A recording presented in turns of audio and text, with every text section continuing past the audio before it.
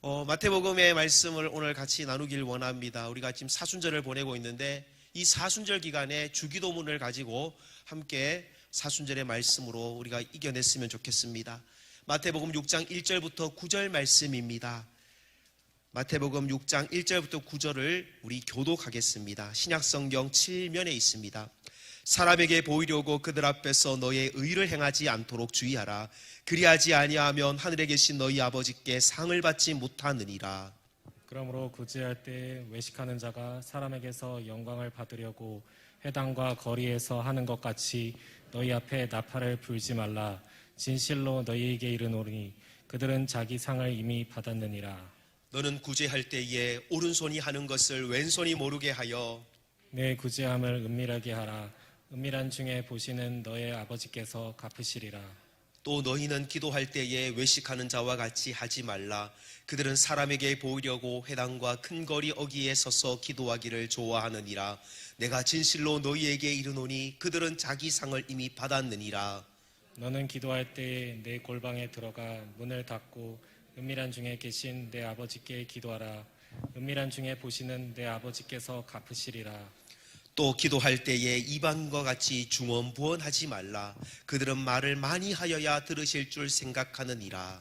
그러므로 그들을 본받지 말라. 구하기 전에 너희에게 있어야 할 것을 하나님 너희 아버지께서 아시느니라. 함께합니다. 그러므로 너희는 이렇게 기도하라. 하늘에 계신 우리 아버지여, 이름이 거룩히 여김을 받으시오며. 아멘. 우리가 예수님께서 고난당하신 이 순환을 우리의 몸에 기억하기 위해서 우리가 금식을 하기도 하고 또 새벽에 매일 나오기도 하고 금요 기도에 와서 우리가 주님이 우리를 얼마나 사랑해 주셨는지를 한번 또 떠올려 보는 것이 이 사순절을 보내는 성도의 모습입니다. 물론 고난주간 종료주일을 지내고 고난주간에 우리가 다 한 끼 이상 금식을 하며 하나님 앞에 나가기도 합니다. 그러나 지금 이 기간이 우리 합동측에는 별로 그렇게 절기를 큰 의미를 두지는 않지만 그러나 하나님이 우리를 위해 복음을 전하기 위해 이 땅에 오셔서 공생의 사역을 시작하기 전에 40일 동안 금식을 기도하셨습니다. 모세도 이스라엘 백성들을 40년 동안 가나안 땅 데리기까지 그렇게 고난을 받았습니다. 이 40이라는 숫자는요 성경에 큰 의미가 있습니다. 그래서 고난 주간은 이 사순절 기간은 우리에게 영적 회복의 시간입니다. 여러분에게 큰 은혜가 되었으면 좋겠습니다. 우리가 보통 예배를 끝날 때 되면 하는 게 뭡니까? 수요일 날 우리 예배 끝나면 뭐 하죠? 주기도문으로 예배를 폐하겠습니다. 이렇게 합니다. 또 가끔 회의를 하면 재직회를 마치고 목사님들이 축도를 하는 경우도 있지만 여러분들께서 회의를 하시는 전도에서는 주기도문으로 예배를 폐하는 경우들이 회의를 폐하는 경우들이 많습니다. 어쩌면 주기도문이 마치 회의를 마치기 위한 신호, 마치기 위한 어떤 하나의 도구로 주기도문이 평가절하되는 것은 아닌가라는 생각이 듭니다. 주님이 우리에게 주기도문을 가르쳐 주셨을 때 회의 마치는 사인으로 가르쳐 주신 것은 아닐 것인데 우리는 이 주기도문의 원래 목적은 모르고 기도를 하고 있지는 않는가? 습관에 쫓아 기도는 하는데 우리가 그만큼 기도의 의미를 알고 있는가 하는 건 생각해 볼 필요가 있지 않겠습니까? 여러분 주기도문 찬송가를 635장의 찬송가에 보면 있거든요. 이 찬송가를 부르면요, 여러분 성가곡이잖아요. 노래를 좀 부르신다는 분들 중에는 이 주기도문송으로 예배 시간에 특송을 하는 분들이 있습니다. 참 들으면 천상의 소리가 막 울려 퍼지는 것 같아요. 참 은혜가 돼요. 저도 이번 주에 주기도문송을 한번 불렀는데 그 가사가 그냥 주기도문을 예배 시간에 할 때보다 찬송을 부르니까 더 은혜가 되더라는 겁니다. 그 가사가 의미 전달이 되더라고요. 여러분들이 오늘 한번 저랑 같이 나중에 부를 때에 그런 은혜가 있었으면 좋겠습니다. 근데 이게 주님이 왜 주기도문을 가르쳐 주셨다는 거죠. 주님은요 제자들이 가르쳐 달라고 해서 누가복음 11장에 세례 요한의 제자들도 기도할 줄 아는데 우리도 기도를 좀 가르쳐 주십시오. 제자들의 부탁 때문에도 했지만 예수님의 삶 자체가 기도였습니다. 예수님은요 공생의 사역 시작할 때도 40일 금식 기도, 십자가를 지기 바로 직전에도 겟세마네 동산에서 땀이 핏방울이 될 만큼 기도하셨고 그리고 십자가에서도 엘리 엘리 라마 사박다니 기도하셨고, 그리고 승천하시기 직전까지 제자들에게 나타나셔서 너희는 예루살렘을 떠나지 말고 내가 아버지께서 너희에게 주시기로 약속하신 성령을 기다리며 계속 기도하라라고 말씀을 하신 겁니다. 예수님의 사역을 보면요, 오로지 기도하기를 전념하셨습니다. 그러니까 예수님께서 가르쳐 주신 기도는요, 기도는 진짜 중요하다는 겁니다. 그냥 우리가 알아야 될 수준이 아니라 우리의 삶에 정말 체득화시켜야 될 영적 무기입니다. 기도가 참 중요합니다. 어떤 삶에 있어서 고난이 없는 성도가 있겠습니까? 시험거리가 없는 교회가 있겠습니까? 30년, 40년 목회하신 어른 목사님들의 얘기를 들어보면요, 교회를 건축할 때 얼마나 힘들었는지, 은행 대출이 안 돼서 얼마나 힘들었는지, 또 성도님들이 교회를 열심히 다니다가 건축하니까 교회를 떠나면서 그런 힘들었던 것들, 또 교회 안에 서로 싸우는 문제들, 정말 기도하지 않고서는 안 되는 그런 상황으로 하나님 몰고 가셔서 하루에 7시간씩 기도하고 하루에 12시간씩 기도하고, 아내는 강대상 뒤에서 제일 뒤에서 저렇게 기도하고, 목사님은 제일 강단 앞에서 담요 뒤집어 쓰고 그렇게 기도했다는 것이 옛날 선배 목사님들의 목회 이야기입니다. 근데 놀라운 사실은요, 그 문제 많은 그런 문제들이 목사님 사모님이 철학기도 하고 강단에서 기도하면요, 저절로 교회를 하나님이 정리를 해 주시더라는 겁니다. 여러분, 이게 기도의 힘입니다. 우리 인생에 있어서 딱 가로막혔을 때 사람을 찾아가면 문제가 해결되는 것이 아니라, 은행장을 찾아가면 돈을 빌려주는 것이 아니라 하나님께 오면요, 은행장이 와서 돈을 빌려주는 역사가 나타난다는 것입니다. 하나님 우리 삶에 그렇게 역사하세요. 어쩌면 지금 큰 파도가 한번 지나갔는데 지금 평안한 때를 보내고 있는 성도님들이 계실 겁니다. 가끔 우리 성도님들 중에는요, 새벽기도를 열심히 나오는 분들이 있어요. 그래도 아침에 와서 한 10분, 20분 기도하시는 분들이 참 있습니다. 귀하죠. 교회의 기도표를 꺼트리지 않는 귀한 분들이십니다. 그리고 금요 기도일마다 이렇게 늘 빠지지 않고 오시는 분들이 있어요. 근데 여러분, 기도하면요, 뭐가 달라집니까? 여러분, 기도하고 돌아가는데 여러분의 인생에 무슨 문제가 특별히 응답되는 경우도 있지만 평상시대로 그냥 기도하고 갔을 뿐입니다. 그렇지 않습니까? 그런데 놀라운 사실은요, 여러분, 결정적인 문제가 생겼을 때 평상시에 기도해 있는 사람들은요, 흔들림이 없습니다. 문제가 와도요, 요동하지 않습니다. 왜? 이미 기도했기 때문에. 하나님은요, 어떤 신분이라고 우리가 배웠습니까? 졸지도 아니하시고 주무시지도 아니하시는 분인 줄 믿으십니까?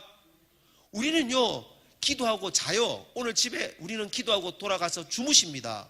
근데 여러분은 잠들어 있지만 하나님은 여러분들의 오늘 이 저녁에 기도한 것을 듣고, 졸지 아니하시고 주무시지 아니하신 하나님은 기도 응답을 주기 위해서 일을 하고 계신다는 사실을 믿으시기를 소망합니다. 이게 우리 하나님이세요. 그러니까 우리는 기도하고 그냥 던져놓고 그냥 편안하게 잠자면 되는 겁니다. 문제가 있든지 없든지 늘 기도하시는 성도님들, 이 기도는요, 천사가 분명히 기도의 향연을 하나님께 올려간다라고 성경에 기록되어져 있습니다. 그러니까 기도는 우리는 보이지 않지만 기도 하나도 빠지지 않고 하나님이 천사를 통해서 다 하늘에 보고를 합니다. 결국 기도의 양은 쌓인다는 거죠. 기도를 1시간 하는 사람의 기도의 양과 기도를 2시간 하는 사람의 양과 3시간 하는 사람의 양은 다릅니다. 제가 오늘 새벽에도 얘기했는데요, 기도 1시간 하면요, 현상유지. 따라합시다. 현상유지. 기도 2시간 하면 악한 영을 물리칩니다. 악한 영을 물리칩니다. 악한 영을 물리칩니다. 3시간 기도하면, 따라합시다. 3시간 기도하면 3시간 기도하면 부흥이 나타납니다. 부흥이 나타납니다. 문제가 해결됩니다. 문제가 해결됩니다. 여러분, 그래서 교회의 숫자가, 기도하는 숫자들이 많은 교회는요, 저절로 교회가 부흥을 해요. 전도해서 부흥시키는 것이 아니라 기도해서 부흥시키는 겁니다.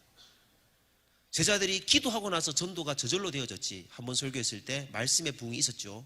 기도하기 전에는요, 아무리 말씀을 전해도 부흥이 나타나지 않았습니다. 그만큼 기도라는 게 무서운 것입니다. 저는 오늘 이 시간에도 기도하고 기도의 양을 채우고 돌아가시는 성도님들에게 여러분의 인생에, 또 여러분의 가정의 기도의 제목이 10년 뒤에 있을 것이 오늘 기도했기 때문에 10년 당겨지는 은혜가 있기를 축복드립니다. 우리 교회가 오늘 기도하는 성도들 때문에 10년 뒤에 응답받아야 될 기도 제목이 10년 앞당겨지기를 예수님의 이름으로 축복합니다. 이게 기도의 힘입니다. 오늘 첫 번째로 우리는 어떤 기도를 드려야 될까요? 저는 아무에게도 방해받지 않는 오늘 주님이 가르쳐 주신 골방 기도를 드리기를 원합니다. 그러니까 아무에게 방해받지 않는 공간이 조용한 곳, 여러분 골방입니다. 여기 있어도요, 여러분들이 지금 골방 기도를 할 수 있는 거예요. 그리고 여러분의 방에 방석을 구해서 여러분이 문을 닫고 기도하는 그것도 골방일 수도 있습니다. 예수님이 제자들에게 기도를 가르쳐 주시면서 제일 먼저 하신 첫 번째 말이 너희들 외식하지 말라는 거예요. 당시에 바리새인들이요, 기도 생활을 얼마나 열심히 했는지 모릅니다. 11조도 열심히 하고 구제도 열심히 했습니다. 근데 예수님은 너희들 바리새인처럼 외식하지 마라. 이 외식이라는 단어는요, 그리스의 그 극장에서 나온 말입니다. 그리스의 극장에서는요, 배우들이 가면을 쓰고 연기를 하는 거예요. 그러니까 한마디로 가면을 쓰고 쇼하지 말라는 거예요. 내가 마치 기도를 유창하게 하는 것처럼 보이지 말라는 겁니다. 그런 사람들은 이미 마태복음 6장 2절에 예수님께서 이렇게 말씀을 하십니다. 그들은 자기 상을 이미 받았느니라. 이미 사람들에게 기도 잘하는 사람으로 칭찬받았기에 상이 없다는 겁니다. 왜 예수님께서는 주기도문을 가르쳐 주기 전에 이걸 가르쳐 주셨을까요? 왜 기도하라 해놓고 기도 서문에 바리새인들처럼 외식하지 말아라고 경고했을까요? 기도는요, 우리가 말로 기도를 합니다만 실제적으로는요, 영으로 기도하는 것이고 마음으로 하나님과 대화하는 것입니다. 그러니까 남을 의식하며 크게 기도할 필요도 없고 남을 의식해서 작게 기도할 필요도 없고요. 여러분의 기도가 성령님께서 그날은 졸고 가게 하면 졸고 가는 대로 기도하시고, 여러분께서 하나님께 영을 깨우셔서 막 말할 수 없는 탄식으로 기도하게 하시면 그렇게 기도하시면 되는 거예요. 오늘 제가 영성모 목사님이 첫 번째 곡으로 불렀던 곡이 뭐였는지 그 제목을 잘 모르겠는데 뭐였죠? 충만. 찬양이 너무 좋은 거예요. 여러분 그렇지 않았습니까? 아마 영 목사님이 저 찬양에 본인이 은혜 받았을 거예요. 제가 짐작컨대는 그래요. 이게 찬양 인도자가 자기가 은혜 받은 곡은요, 회중도 그 곡에 대한 은혜를 동일하게 느낄 수가 있습니다. 아무에게도 방해받지 않았다는 그런 은혜. 저는 우리 교회가 개인 기도실이 사실 있었는데 그동안 본당에서 기도실을 오픈했었습니다. 근데 코로나가 좀 잠잠해지고 있는 상황에서 이제 때가 되면 여러분들께서 마음껏 쓰실 수 있도록 개인 기도실을 오늘 청소해 놨습니다. 소예배실 가운데 방에 들어가면요, 여러분께서 안전하게 문 잠그고 기도할 수 있는 공간이 있습니다. 마태복음 6장 6절에도 주님께서 이렇게 말씀했습니다. 너는 기도할 때에 내 골방에 들어가 문을 닫고 은밀한 중에 계신 내 아버지께 기도하라. 은밀한 중에 보시는 내 아버지께서 갚으시리라. 우리 아버지가 은밀한 중에 다 보고 계신다라고 말씀합니다. 여러분들 하나님이 보고 계신 것을 믿고 기도하시기를 소망합니다. 골방 기도라는 건요, 한마디로 하나님하고 나하고 독대하는 자리예요. 그러니까 여러분, 독대란 말은 하나님 앞에서 지금 학부모가 자녀가 학교 선생님이 불러서 대면하자 그랬을 때 만나는 그런 자리잖아요. 그러니까 학교 아이의 성적이 얼마인지, 그리고 아이의 그런 앞으로 미래가 어떻게 될지 학부모에게 선생님이 다 정확하게 얘기해 주는 것과 같은 겁니다. 뭔가 감출 필요가 없는 거예요. 내 수준이 이것밖에 안 된다는 걸 인정하고 더 큰 꿈을 꾸라는 것이 바로 독대하는 겁니다. 골방 기도는요, 또 다른 말로 잡념을 버리는 겁니다. 기도하면요, 딴 생각해요. 기도하다가 자꾸 이상한 거, 흐트러진 생각들, 어둠의 영이 틈탈 때가 있습니다. 그러나 여러분, 잡념을 버리고 기도하는 것이 바로 골방 기도입니다. 또 골방 기도는요, 하나님 앞에서 진실을 회복하는 겁니다. 우리가 좀 안 좋은 말일 수도 있지만 솔까마라는 말이 있습니다. 솔직히 까놓고 말해서라는 말의 줄임말인데요, 하나님 앞에 그냥 솔직하게 얘기하는 거예요. 우리가 입술로 오늘 기도할 때에 이런 골방의 기도, 하나님과 나만 아는 그런 기도를 여러분 영으로 드릴 수 있기를 소망합니다. 저는 우리 용현동 교회에 골방 기도가 많이 쌓이면요, 원망이 감사가 되고 미움이 사랑이 되고 그리고 은혜와 축복으로 우리의 입술이 바뀔 것이라 믿습니다. 우리가 정말 주님 만나면요, 주님의 은혜 때문에 내가 변화되거든요. 그러면 내가 변하려고 몸부림쳐도 변화 안 됐던 내 말습관, 내 생각의 습관이 바뀔 것이라는 겁니다. 저는 특별히 오늘 이 자리에 오신 분들이 대부분 부모님들이 많아요. 여러분, 이 자리에 계신 부모님들이요, 자녀들에게 기도의 능력을 보여주시는 것이 평생의 유산인 것을 기억하십시오. 저는 이번에도 들어오실 때 텔레비전 밑에 고난주간에 여러분들이 자녀들과 미디어 금식을 하면서 혹이나 이것이 필요하시면 쓰시라고 현수막을 신청하면 좋겠다, 그런 아이디어도 한번 내봤고, 현수막을 꼭 신청 안 하셔도 책자라도 여러분들 가져가서 자녀들과 같이 한번 실천해 본다면 여러분, 그런 기도의 유산, 말씀을 붙드는 유산, 이런 것들이 아이들에게 인생에 있어서 평생의 축복이 될 것이라 저는 믿습니다. 어제 어떤 사모님의 말씀을 집회에 가서 좀 듣고 왔습니다. 근데 그 사모님 이런 고백을 하시더라고요. 자기 딸이, 오늘 새벽에도 제가 얘기했는데요, 자기 딸이 간호학과를 지원했는데 아무리 기다려도 떨어진 거 결과처럼 느껴졌대요. 그런데 예비 후보가 되었는데 바로 앞에까지 지금 들어간 상황이에요. 바로 앞에까지. 그러니까 자기가 지금 딸이 들어갈 수 있도록 하나님께 기도하는 것밖에 없어서, 하나님 우리 딸 들어가게 해주세요, 들어가게 해주세요, 그렇게 기도했는데 정말 마지막 발표하는 날 오후 4시 30분에 학교에서 전화가 왔는데 딸이 합격했으니, 추가 합격했으니 빨리 등록금을 내면 합격을 한다, 그러는 거예요. 딸이 꼴찌로 자기가 학교 문을 닫고 들어갔지만 하나님께 그렇게 기도했대요. 하나님, 졸업할 때는 우리 아이가 하나님 제일 좋은 성적으로 졸업하게 해주세요. 우리 아이가 학교 문을 열고 먼저 나오게 해주세요. 그렇게 기도했답니다. 하나님께서 그렇게 응답을 해주셔서 대학병원의 간호사로 취업이 됐다는 거예요. 제가 그 얘기를 들으면서, 정말 우리 사모님 하나님 고생해서 목회할 때 축복을 주셔서 참 기쁘고, 저희 딸이 또 고3이다 보니까 제가 거기에 더 그 상황적으로 더 은혜가 됐어요. 그래 사모님이 한마디를 더 하는 거예요. 어떻게 기도했습니까? 제가 어떻게 기도한 줄 아시냐고. 여러분, 저는요 짧게 기도했다고. 나가. 여러분, 무슨 말인지 이해가 되시나요? 우리 딸 앞에 우리 딸보다 공부 잘하는 사람이 제발 더 좋은 대학교로 제발 나가. 거기로 나가기만 하면 우리 딸은 이 학교 조금 떨어지는 학교 들어갈 수 있으니까 제발 들어가게 해달라고 그렇게 기도했다는 겁니다. 제가 참 그 은혜가 됐어요. 여러분, 여러분의 인생에 취업의 문제가 있든, 여러분의 인생에 회사에서 승진의 문제가 있든, 여러분의 인생에 어떤 중요한 계약건이 있든, 하나님 저 사람 나가고 내가 들어가게 해주세요라고 크게 기도하지 않더라도 하늘의 하나님께 묵도하고 날마다 그렇게 기도할 수 있기를 바랍니다. 누가복음 11장에 예수님께서는 제자들에게 기도의 이유를 듣게 됩니다. 누가복음 11장 1절에 보니 제자들에게 기도를 가르친 것과 같이 우리에게도 가르쳐 주옵소서. 유대인들은요, 세례 요한 제자들처럼 기도를 유창하게 했습니다. 우리가 지금 알고 있는 이 주기도문이 짧아서 다행이지, 사실 유대인들의 기도문은요 주기도문에 비해서 한 10배 정도 문장이 깁니다. 우리가 만약에 유대인들이 믿었던 그 하나님을 믿게 되었다면, 유대교를 믿었다면 주기도문을 외우려면 한 10배 정도 고생해서 외워야만 됩니다. 주기도문 지금도 헷갈리지 않습니까? 사도신경 가끔 헷갈리지 않나요? 여러분, 우리가 이 주기도문은요 진짜 엑기스만 담았습니다. 근데 이 주기도문을 왜 하나님께서 이렇게 가르쳐 주셨을까?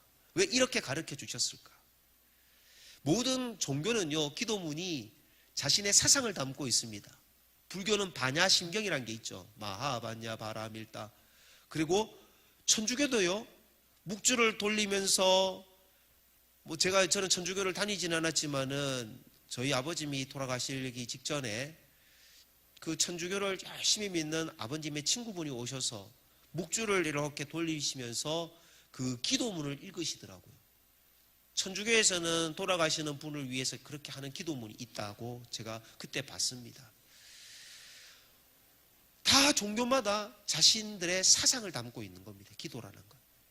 주님이 주기도문을 가르쳐 주실 때는 어떤 중심 뼈대가 있는 거예요. 우리 신앙의 가장 기본적인 교리와 같은 것이 있다는 겁니다.